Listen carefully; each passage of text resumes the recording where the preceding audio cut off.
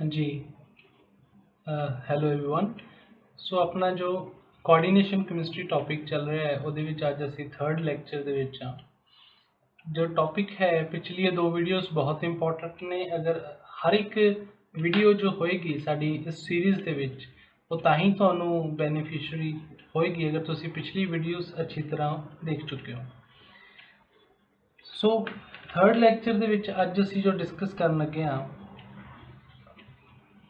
ਉਹ ਸਪਲਿਟਿੰਗ ਤੋਂ ਅੱਗੇ कि ਸਪਲਿਟਿੰਗ ਆਪਾਂ ਪਿਛਲੀ ਵੀਡੀਓਸ 'ਚ ਦੇਖਿਆ ਸੀ कि जो डी ऑर्बिटल किस तरह ਹੁੰਦੇ ਨੇ ਮੈਟਲਸ ਦੇ 3D 4D 5D series transition metal ਕਹਿੰਦੇ ਆਪਾਂ ਇਹਨੂੰ।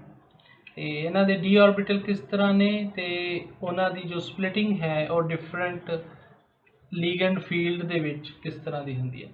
ऑक्टाहेड्रल एंड टेट्राहेड्रल दोनों ਦੇ ਵਿੱਚ ਸਪਲਿਟਿੰਗ ਦਾ ਕਿਉਂ ਫਰਕ ਆਉਂਦਾ ਹੈ ਤੇ ਉਹ ਸਪਲਿਟਿੰਗ ਦੀ जो एनर्जी ਦਾ ਗੈਪ ਹੈ ਦੋਨਾਂ ਦੇ ਵਿੱਚ delta O and delta T the energy ਦਾ जो गैप कितना है ਤੇ ਕਿਉਂ ਆਉਂਦਾ ਹੈ ਉਹ ਸਾਰੀ ਚੀਜ਼ ਅਸੀਂ ਡਿਸਕਸ ਕੀਤੀ ਆ। ਅੱਜ ਇਸ ਸਪਲਿਟਿੰਗ ਨੂੰ ਕਿਹੜੇ ਹੋਰ ਫੈਕਟਰਸ ਅਫੈਕਟ ਕਰਦੇ ਨੇ ਉਹਦੀ ਆਪਾਂ डिटेल ਚ डिस्कशन करनी है। सब तो पहला है कि जो बेसिक आप पढ़िया फस्ट लैक्चर वो ये है कि मैटल ते लीगेंड दी इलैक्ट्रोस्टैटिक अट्रैक्शन जो है वो सब तो इंपॉर्टेंट।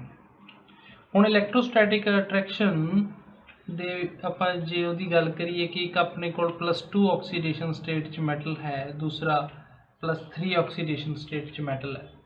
तो जो सोल्यूशन दे विचों लीगेंड ने खिंच के अट्रैक्ट होना है ये वाल मैटल वाल तो लीगेंड आप पॉइंट नैगेटिव चार्ज ही मान लेने सिमिलर तो किहड़ा ज़्यादा अट्रैक्ट होएगा मैटल वाल। ऑब्वियसली जिदा कूलम्स लॉ ऑफ अट्रैक्शन कहने Q1 × Q2। सो अगर चार्ज दे मैगनीट्यूड नूं भी मल्टीप्लाई करिए तो 3 × 1 ये ज़्यादा आ रही है मल्टीप्लीकेशन, ये 2 × 1 है। ठीक है, इधर 2 आ रही है मल्टीप्लिकेशन ऑफ चार्जेस, इधर 3 आ रही है मल्टीप्लिकेशन। सो इधर ज़्यादा इलेक्ट्रोस्टैटिक अट्रैक्शन है वो करके लीगेंड ज़्यादा अट्रैक्ट होएगा मैटल वाल। तो अट्रैक्शन जो है वो ज़्यादा होएगी मैटल लीगेंड दी तो इन्हां च अट्रैक्शन होंदे होंदे जो bond length equilibrium bond length बनेगी वो घट होएगी कि नज़दीक तक आ जाएगा ये वाला लीगेंड।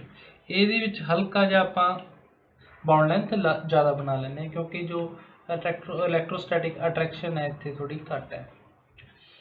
इत्थों असी अगे देखिए सैकेंड स्टैप इलैक्ट्रोस्टैटिक अट्रैक्शन तो बाद असी बॉन्ड लेंथ देख चुके हैं। बॉन्ड लेंथ तो बाद असी देखते हैं कि जो metal electron and ligand electron ने वो किस तरह एक दूजे नूं रिपेल करनगे।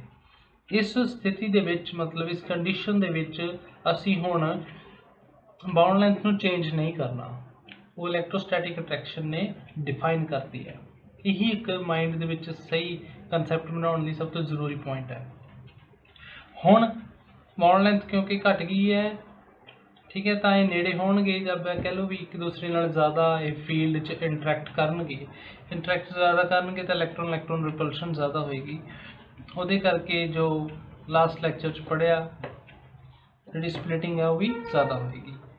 इत्थे स्प्लिटिंग नीचे वाले केस के मुकाबले थोड़ी स्प्लिटिंग घट होएगी। सो जो 3 पॉजिटिव ऑक्सीडेशन स्टेट वाले 2 पॉजिटिव ऑक्सीडेशन स्टेट नालों थोड़ी ज़्यादा स्प्लिटिंग करनगे। इहदे विच असी एक एक्सपैरीमेंटली भी एग्जाम्पल देख सकते हैं। अगर cobalt H2O6 3 positive and cobalt H2O6 2 positive नूं आपां कंपेयर करिए तो दोनों का जो गैप है 2 पॉजिटिव वाले केस के 9200 सेंटीमीटर इनवर्स एनर्जी गैप, ठीक है, घट है काफ़ी। ये 20,760 सेंटीमीटर इनवर्स, ऑलमोस्ट डबल का फर्क है। ठीक है, तो इन्ना स्प्लिटिंग ज़्यादा होएगी। यही वैल्यू जो है इस एनर्जी गैप नूं एनर्जी नूं स्पैसीफाई करती है। एनर्जी गैप कितना ऑब्वियसली ये इलैक्ट्रॉनिक स्पैक्ट्रा तो आई होगी जिहड़ा आपां अगली वीडियोस च जाके पढ़ांगे। ਸੋ ਇਹ ਹੈ ਸਭ ਤੋਂ ਪਹਿਲਾ ਪੁਆਇੰਟ। ਤਾਂ ਅਸੀਂ ਇਹ ਦੇਖਾਂਗੇ ਮੈਟਲ ਦੇ ਉੱਤੇ ਸਟੇਟ ਕੀ ਹੈ, ਚਾਰਜ ਦੀ ਸਟੇਟ ਕੀ ਹੈ। ਉਸ ਤੋਂ ਬਾਅਦ ਇੱਕ ਹੋਰ ਪੁਆਇੰਟ ਆਉਂਦਾ ਹੈ ਕਿ ਮੰਨ ਲਓ ਦੋ ਤਰ੍ਹਾਂ ਦੇ ਆਪਾਂ ਕੋਲ ਮੈਟਲ ਨੇ, ਮੰਨ ਲਓ 3d6 ਹੈ, ਇੱਕ 3d7 ਹੈ, ਠੀਕ ਹੈ ਜੀ। ਇਹਨਾਂ ਦੀ ਆਕਸੀਡੇਸ਼ਨ ਸਟੇਟ ਆਪਾਂ ਸੇਮ ਮੰਨ ਲਓ, ਫॉर एग्जांपल +2+2, ਇੱਕ 'ਚ 6 ਇਲੈਕਟ੍ਰੋਨ ਨੇ ਡੀ ਆਰਬਿਟਲ 'ਚ, ਇੱਕ 'ਚ 7 ਇਲੈਕਟ੍ਰੋਨ ਨੇ। ਹੁਣ 6 ਇਲੈਕਟ੍ਰੋਨ ਵਾਲਾ ਤੇ 7 ਇਲੈਕਟ੍ਰੋਨ ਵਾਲੇ 'ਚ ਫਰਕ ਕੀ ਹੈ कि जिन्हें अट्रैक्ट करना है, हुण बेसिक वही है मैटल लीगेंड अट्रैक्शन। सो अट्रैक्ट करना है मैटल ने, और मैटल दे भी कौन होंदे आ जो पॉजिटिव चार्ज एक्वायर कर अपने ते रिटेन रखते आ, होंदे आ प्रोटोन, वो होंदे न्यूक्लियस दे विच। सो न्यूक्लियर चार्ज ने ही अट्रैक्ट करना है लीगेंड नूं तां, ठीक है। सो पॉइंट पॉजिटिव चार्ज है वो दरअसल उहदे न्यूक्लियस दे उत्ते प्रोटोन्स दे उत्ते पॉजिटिव चार्ज करके, तां इहनूं पॉजिटिव चार्ज ने जो लीगेंड नूं अट्रैक्ट करना है तो ये वाले इलैक्ट्रॉन्स ने कुछ ना कुछ शील्डिंग करते हैं। असी कैमिकल बॉन्डिंग च स्लेटर रूल भी पढ़िया, उस उत्थे असी देखते हैं भी जो इलैक्ट्रॉन्स ने अपने ही एटम्स दे वो भी न्यूक्लियर चार्ज नूं कुछ ना कुछ शील्ड कर लेंदे हैं, उहदा असर घट जाता, ठीक है। सो इत्थे भी इलैक्ट्रॉन शील्डिंग करनगे, D7 वाले भी शील्डिंग करनगे। तो बड़ी सिंपल चीज़ आप समझ सकते हैं कि D7 वाले थोड़ी ज़्यादा शील्डिंग करनगे, नंबर ऑफ इलैक्ट्रॉन्स ज़्यादा ने शील्डिंग करनगे तो ज़्यादा D7 वाले, तो न्यूक्लियर चार्ज का असर घट जाएगा, तो इलैक्ट्रोस्टैटिक अट्रैक्शन जी होएगी D7 के केस च थोड़ी हल्की जी वीक होएगी, बहुत फर्क नहीं है, एक ही इलैक्ट्रॉन का फर्क रखे सी, हल्की जी वीक होएगी। इधर हल्की जी वो इलैक्ट्रोस्टैटिक अट्रैक्शन हल्की जी स्ट्रॉन्ग होएगी, ठीक है जी। सो बॉन्ड लेंथ जो है 3d6 वाले केस च घट होएगी, 3d7 वाले केस च बॉन्ड लेंथ ज़्यादा होएगी। इत्थों असी ये भी समझ सकते हैं कि इन्हां च भी जो स्प्लिटिंग का फर्क है इधर, क्योंकि हुण क्लोज आ जाएंगे तो मैटल इलैक्ट्रॉन, हुण मैटल इलैक्ट्रॉन तो लीगेंड इलैक्ट्रॉन क्लोज ने प्रॉक्सिमिटी, इन्हां दी स्प्लिटिंग ज़्यादा होएगी। तो D7 के केस च स्प्लिटिंग थोड़ी घट होएगी, ठीक है। ये बहुत ही इंपॉर्टेंट पॉइंट है। अगर सिंपल तुसी इलैक्ट्रॉन इलैक्ट्रॉन रिपल्शन नूं सब तो पहला देखना शुरू करो, जे गलती नाल आपां इलैक्ट्रॉन इलैक्ट्रॉन रिपल्शन नूं सब तो पहला देखना शुरू कर लीए तो हो सकता है सोचा जाए कि D7 है, ये तो ज़्यादा इलैक्ट्रॉन ने, ये लीगेंड दे इलैक्ट्रॉन नाल ज़्यादा इंटरैक्ट करनगे तो इधर स्प्लिटिंग ज़्यादा होएगी। हो गया ना उल्टा इहदे विच। सो नंबर ऑफ इलैक्ट्रॉन्स नाल आपां नहीं शुरुआत करनी, आपां शुरू करना कंसैप्ट तो जिहड़ा है कि इलैक्ट्रोस्टैटिक अट्रैक्शन की तो ज़्यादा है वो असी पहला लभना है, ठीक है, वो बारे गल करनी है। उस तो नैक्सट स्टैप बॉन्ड लेंथ, फिर लास्ट स्टैप के विच तुसी इलैक्ट्रॉन इलैक्ट्रॉन रिपल्शन देखोगे, वो प्रोपोर्शनल स्प्लिटिंग होएगी। मोस्ट इंपॉर्टेंट चीज़ है।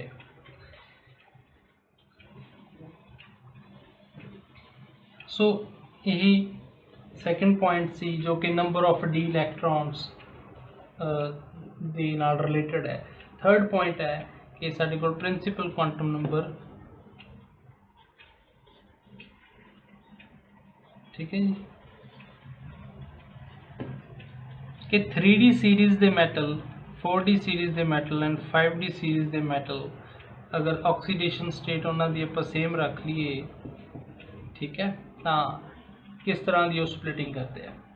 3D ऑब्वियसली कि वो 3D ऑर्बिटल तो बाइंडेड होंगे लीगेंड नाल, 4D ऑर्बिटल 4D तो होंगे, तो इन्हां दे ऑर्बिटल च ही फर्क है जिहड़ा लीगेंड नाल इंटरैक्ट कर रहा है। लोअर शैल है थोड़ा हायर शैल, थोड़ा उस तो हायर शैल, तो जी इलैक्ट्रॉन की डिस्पर्जन है और जिदा जिदा ऑर्बिटल लार्ज हो जाता इलैक्ट्रॉन होर इलैक्ट्रॉन क्लाउड फैलता जाता है, ठीक है जी। तो इलैक्ट्रॉन क्लाउड की जी डिस्पर्जन है इन्हां फैलती जाएगी, दूर तक इलैक्ट्रॉन भी देखे जा सकते हैं, उन्होंने वेव फंक्शन एक्सपैंडेड होएगा थोड़ा जहा, जिदे करके लीगेंड चाहे जिस तरह का मर्जी हो लीगेंड, आप ये देखांगे कि ਲੀਗੈਂਡ ਇਲੈਕਟ੍ਰੋਨ ਕਲਾउड तक 5D ਦੀ ਜਿਹੜੀ ਅਪਰੋਚ ਹੈ ਆਟੋਮੈਟਿਕਲੀ ਜ਼ਿਆਦਾ ਹੋ ਜਾਏਗੀ। ਠੀਕ, ਹੁਣ ਇਲੈਕਟ੍ਰੋਸਟੈਟਿਕ ਅਟਰੈਕਸ਼ਨ ਦਾ ਇਹਦੇ ਵਿੱਚ ਭਾਵੇਂ ਇਲੈਕਟ੍ਰੋਸਟੈਟਿਕ ਅਟਰੈਕਸ਼ਨ ਉਨੀ ਜ਼ਿਆਦਾ ਨਾ ਹੋਵੇ, ਬਟ ਜੋ ਇਲੈਕਟ੍ਰੋਨ ਦੀ ਅਪਰੋਚ ਹੈ, ਇਲੈਕਟ੍ਰੋਨ ਦੀ ਜੋ ਉਹਦਾ ਦਾਇਰਾ ਹੈ ਇਲੈਕਟ੍ਰੋਨ ਦਾ, ਇਲੈਕਟ੍ਰੋਨ ਫੀਲਡ ਦਾ, ਉਹ ਵੱਧ ਜਾਏਗਾ ਕਾਫੀ ਜ਼ਿਆਦਾ। ਠੀਕ ਹੈ, ਤਾਂ ਇਸ ਕੇਸ ਦੇ ਵਿੱਚ ਅਸੀਂ ਇਹ ਦੇਖਦੇ ਹਾਂ ਕਿ ਸਾਡੇ ਕੋਲ 5D ਇੰਟਰੈਕਟ ਜ਼ਿਆਦਾ ਕਰਨਗੇ ਲੀਗੈਂਡ ਇਲੈਕਟ੍ਰੋਨਸ ਦੇ ਨਾਲ। ਉਸ ਇੰਟਰੈਕਸ਼ਨ ਦੇ ਕਰਕੇ ਜੋ ਇਹਦੀ ਸਪਲਿਟਿੰਗ ਹੈ 5D ਦੀ ਸਭ ਤੋਂ ਜ਼ਿਆਦਾ ਹੁੰਦੀ ਹੈ। 5D ਦੀ ਸਪਲਿਟਿੰਗ ਸਭ ਤੋਂ ਜ਼ਿਆਦਾ ਹੋਏਗੀ। ਠੀਕ ਹੈ, ਉਸ ਤੋਂ ਘੱਟ ਹੋਏਗੀ 4D 'ਚ ਸਪਲਿਟਿੰਗ, ਉਸ ਤੋਂ ਘੱਟ ਹੋਏਗੀ 3D 'ਚ ਸਪਲਿਟਿੰਗ। ਇਹ ਕੇਸ ਜੋ ਜਦੋਂ ਗਰੁੱਪ ਦੇ ਵਿੱਚ ਅਸੀਂ ਨੀਚੇ ਜਾਂਦੇ ਹਾਂ 3D to 4D to 5D, ਤਾਂ ਸਪਲਿਟਿੰਗ ਜਿਹੜੀ ਹੈ ਡੀ ਆਰਬਿਟਲ ਦੀ ਸਪਲਿਟਿੰਗ ਵੱਧਦੀ ਜਾਂਦੀ ਹੈ। ਠੀਕ ਹੈ, ਇਹਦਾ ਕੁਝ ਇਸ ਤਰ੍ਹਾਂ ਐਕਸਪਲੇਨ ਕੀਤਾ ਜਾ ਸਕਦਾ ਤੇ ਬਹੁਤ ਖਿਆਲ ਰੱਖਣਾ, ਇਹ 'ਚ ਕਾਫੀ ਹੱਦ ਤੱਕ ਇਨਕਰੀਜ਼ ਆਉਂਦਾ ਹੈ। ਠੀਕ, ਇਹਦੇ ਰਿਲੇਟਡ ਕੀ ਸਾਨੂੰ ਕੁਐਸਚਨਸ ਦੇ ਵਿੱਚ ਕਿਸ ਤਰ੍ਹਾਂ ਇਹ ਬੈਨੀਫੀਸ਼ੀਅਲ ਹੋਏਗਾ, ਇਹ ਅਸੀਂ ਅੱਗੇ ਦੇਖਦੇ ਹਾਂ।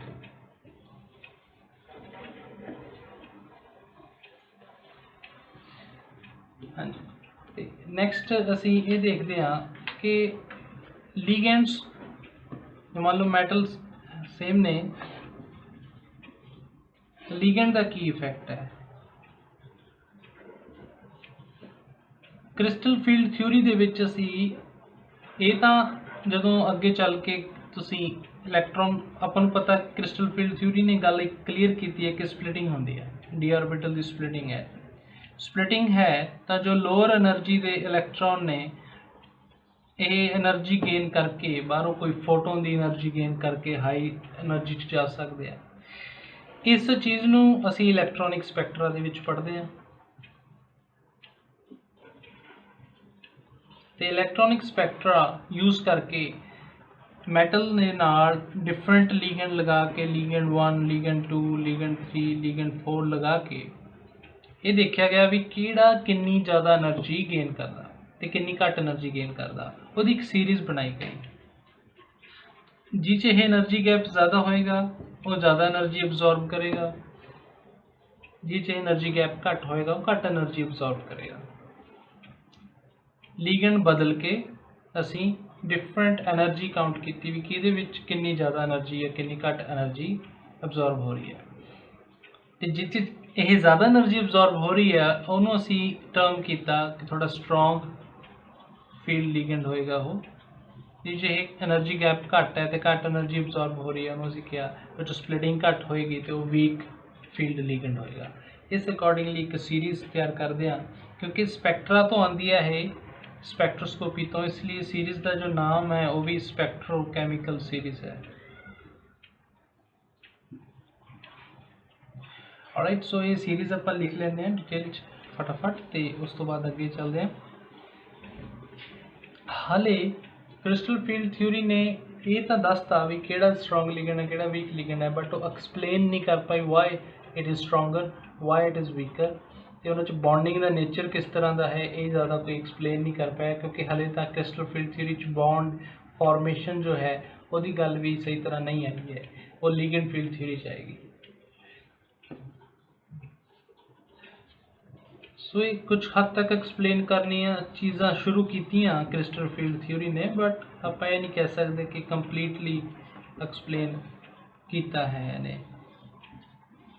ठीक है, 80% 70% जो फिनोमिनास ने उन्होंने क्रिस्टल फील्ड थ्योरी एक्सप्लेन कर पा रही है, बट नॉट ऑल। ठीक है, जो भी हुण स्टार्ट जिन्होंने स्टार्ट किया है मेरे नाल ये वीडियोस लैक्चर सीरीज़ के विच प्रैपरेशन रेगुलर कर रहे हैं, दे कैन सजेस्ट मी कि which language you are comfortable in, because I can teach in English also and my previous subscribers या initial subscribers were of Punjabi speaking, so I started in Punjabi. I will definitely continue the videos in Punjabi, but I can modify a little according to the students, so that all the connecting students can get benefit out of the videos. So next this is the series ਜਿਹੜੀ कि ये phosphine है, ठीक है, R3P H are group के change होने नाल भी जिहड़ी इहदी स्ट्रेंथ है लीगेंड की चेंज होंदी रहिंदी है। ये ज़्यादा डिटेल्ड जो डिस्कशन है कि डिफरेंट फॉस्फाइन दा नेचर की है, किवें वधदी है, उसदी स्ट्रेंथ किवें घटदी है। ये ऑर्गेनोमैटेलिक भी तुसीं देखोगे जो आप उत्थे पहुँचांगे, ठीक है। जो लॉन्ग टर्म प्रैपरेशन करना चाहते हैं उन्होंने लिए बहुत वधिया, long term in the sense भी डेफिनेट प्रैपरेशन जो कि हौली हौली कंसैप्ट बिल्ड करके तुसी बना सकते हो। ਜਿਹੜੇ ऑलरेडी हले स्टडी च ने, अकैडमिक्स च ने, BSc च ने, MSc च ने, वो तो उन्होंने लिए बेस्ट ऑप्शन होएगा। इस तरह एक दो साल तक जी वो इन्नी ग्रैब कर सकते हैं चीज़ों ते कंसैप्ट ते पकड़ बना सकते हैं, आराम नाल हो किसी भी एग्जाम नूं टैकल कर सकते हैं, नैशनल लैवल एग्जाम नूं जो भी केमिस्ट्री के नाल रिलेटेड होंदा है। सो ये एक सीरीज़ है, ठीक है। ये बहुत ज़्यादा यूज़ है, डायरैक्ट क्वेश्चन भी आउंदे इहदे विचों। अगे हुण एक पॉइंट की गल करनी आपां, क्यों यह चीज़ इंपॉर्टेंट है कि स्प्लिटिंग, क्यों ये जानना इंपॉर्टेंट है कि कित्थे स्प्लिटिंग घट है तो कित्थे स्प्लिटिंग ज़्यादा है।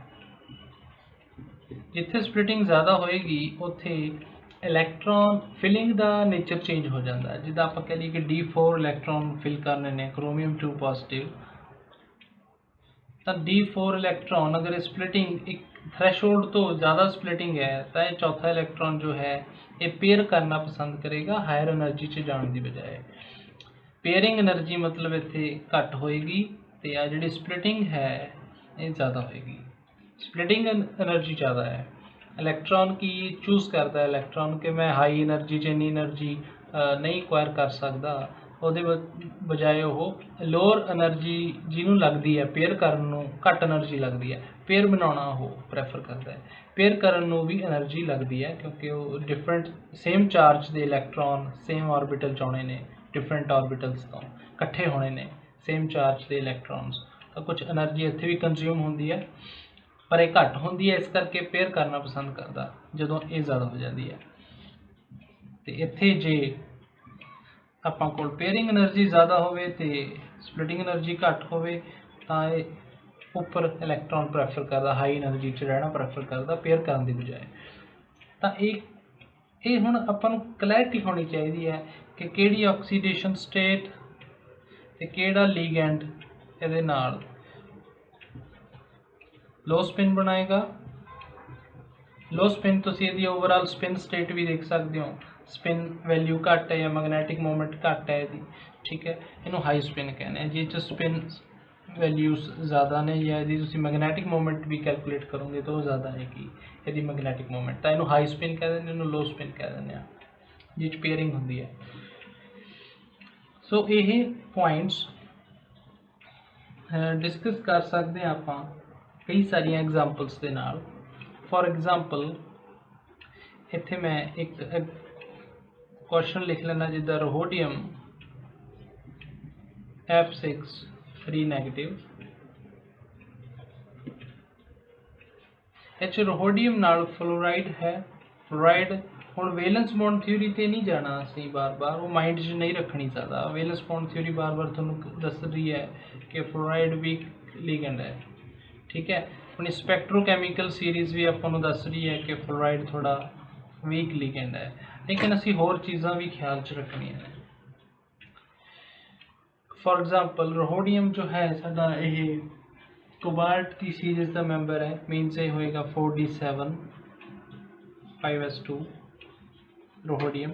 इत्थे रोहोडियम की ऑक्सीडेशन स्टेट तुहानूं क्लीयर होनी चाहिए है किद्दां कड्ढनी है, ठीक है। फ्लोराइड 1 नैगेटिव च स्टेबलाइज्ड रहते हैं तो उत्थों ही कोऑर्डिनेट करते हैं अपना लोन पेयर। सो इसका फॉर्मल चार्ज 1 नैगेटिव होएगा फ्लोराइड का। सो x माइनस 1 नैगेटिव है तो 6 नैगेटिव फ्लोराइड के लिए इक्वल टू ओवरऑल चार्ज, ठीक है। ये मैं एक दो बारी तुहाडे नाल शेयर कर रहा भी किस तरह तुसी कैलकुलेट कर सकते हो। सो +3 ऑक्सीडेशन स्टेट है रोहोडियम की, +3 इलैक्ट्रॉन आप अगर लूज कर दिए ये लीगेंड वाल शिफ्टेड होने, +3 इलैक्ट्रॉन लूज कर दिए जो 4d6 रह जाएगा। सो 4d6 है ਆਪਾਂ ਕੋਲ ਰੋਡੀਅਮ 'ਚ ਇਲੈਕਟ੍ਰॉन्स। ਤਾਂ ਇੱਥੇ ਚੋਇਸ ਬਣ ਜਾਏਗੀ ਤੁਹਾਡੇ ਕੋਲ ਕਿ ਹੁਣ इस तरह फिल करिए हाई स्पिन दे विच या लो स्पिन दे विच फिल करिए।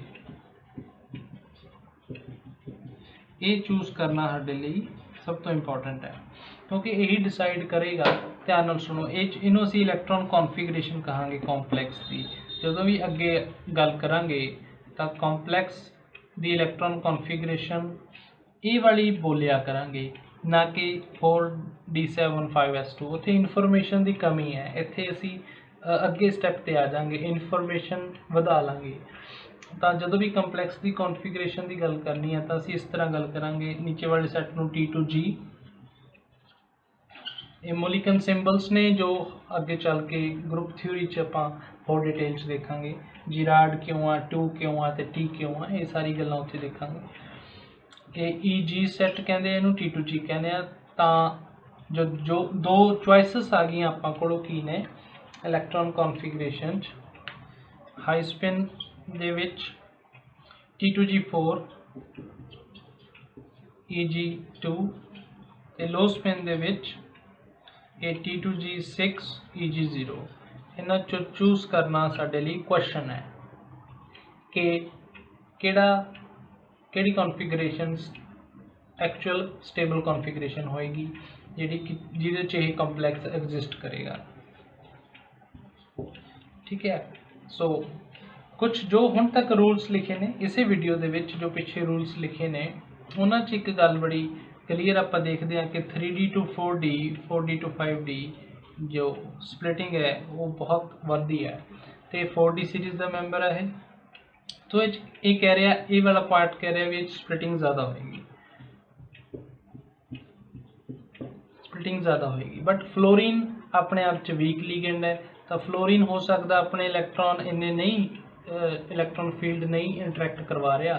बट जो 5D या 4D का ये ऑर्बिटल है इन्ना डिस्पर्स्ड है 4D ऑर्बिटल कि ये उहदे नाल इंटरैक्ट अपने आप कर रहा है जाके ज़्यादा। राइट जे नहीं भी इन्ना कैपेबल इंटरैक्ट करने के लिए ये 4D ऑर्बिटल कर रहे हैं इंटरैक्ट। इस चीज़ लिए इसकी स्प्लिटिंग काफ़ी बढ़ जाती है, वजन करके यह बनता लो spin. So 4D and 5D जेडे ऑर्बिटल ने 5D जो कंपलैक्सेस ने जो वो हमेशा ही लो स्पिन बनाते हैं, भावें कोई भी लिगेंड होवे, कोई भी लिगेंड होवे। फ्लोराइड तो वीकेस्ट लिगेंड, चाहे आयोडाइड भी होवे, कोई भी लिगेंड होवे। ठीक है। तो हमेशा लो स्पिन बनाते 4D एंड 5D किसी भी ऑक्सीडेशन स्टेट। बड़ा इंपॉर्टेंट पॉइंट है। इस तरह के पॉइंट जो ने असी नैक्सट वीडियो के विच होर डिस्कस करांगे। उस तो बाद असी जो टॉपिक्स ने होर साडे जैम लई या होर GRF लई इंपॉर्टेंट ने, जिद्दां स्पाइनल स्ट्रक्चर। ठीक है। ਜਿਹੜੇ BSc वाले ने वो सिर्फ जैम के टॉपिक्स ही नहीं उन्होंने मिलणगे। जे सारा तुसी फॉलो करते रहोगे उन्होंने जो MSc ਦੇ ਵਿੱਚ कई चीज़ां असी अकैडमिक एग्जाम्स के लिए इस तरह प्रिपेयर करते हैं कि कई कंपीटीटिव एग्जाम्स वाली चीज़ां मिस हो जांदियां ने। उन्हां दी प्रैपरेशन च भी तुसी हुणे काफ़ी ज़्यादा प्रैक्टिस कर सकते हो जे तुसी रैगूलरिटी दे नाल आपां चलदे रहांगे जे तुसी। ठीक है। बाकी तुसी मेरे नाल कॉन्टैक्ट कर सकते हो, तुसी टैलीग्राम के थ्रू भी इंटरैक्ट कर सकते हो। उत्थे मैं एक जो सिस्टम स्टार्ट कर रहा एक कि रैगूलर असाइनमेंट का थोड़ा मिलता रहूगा। हाले बहुत इनिशियल स्टेजिस के विच हाँ, अपना जो टॉपिक्स ने बेस हाले बन रहा है। तो जिद्दां ही ये थोड़ा होर बन जाएगा तो उत्थे रैगूलर असाइनमेंट्स थोड़ा मिलदियां रहणगियां। ठीक है। उहदे लई भी तुसीं मेरे नाल कॉन्टैक्ट कर सकते हो, या कोई जनरल डाउट है तो तुसीं इत्थे भी कमेंट सैक्शन पुट सकते हो। ठीक है। जिन्ना तुसीं ज़्यादा कनैक्टेड रहोगे तो रैगूलर एक नोटबुक के उत्ते तुसीं ये सारी वीडियोज़ का कंटेंट लिखते जाओगे तो समझते जाओगे, उन्नी तुहाडी प्रैपरेशन अच्छी होएगी। ठीक है। आई होप कि तुसीं वीडियोज़ प्रॉपरली समझ रहे हो, प्रॉपरली देख रहे हो। Thank you so much.